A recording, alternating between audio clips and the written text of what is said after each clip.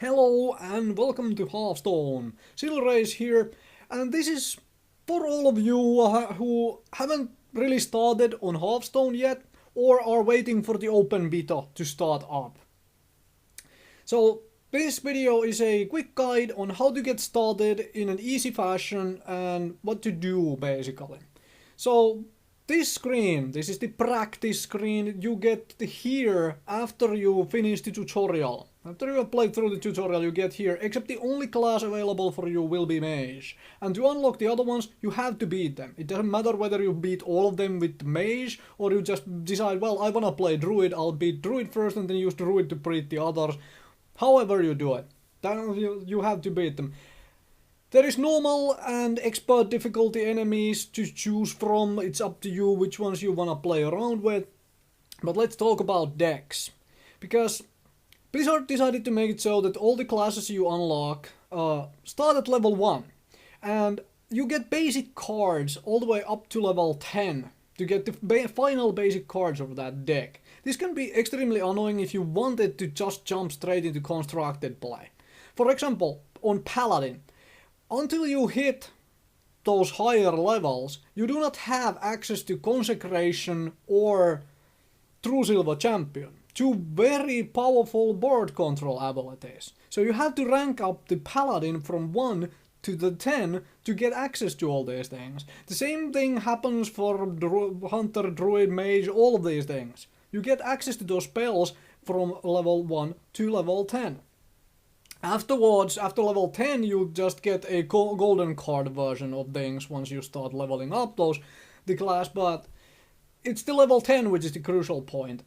So what I suggest is to play the practice deck and play it until you hit level 10 with your favorite class before you jump into the constructed with it. Because this way you, firstly, I would suggest using these basic decks and not constructing your own. That way you get used to the, the actual card interaction for your chosen class. On a Druid, for example, you have to do a little bit of thinking because you have 2 Wild Growths and 2 Innervates even in the basic deck, which, can absolutely do wonders for you, but it can also mess you up entirely if you don't know how to play those cards very well and take advantage of them. That is just an example.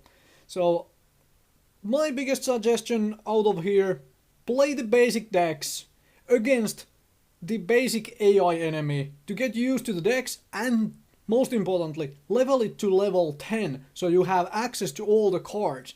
Then go and construct your own deck and jump into constructed. Whether that is in the new casual mode, why couldn't they just keep it unranked?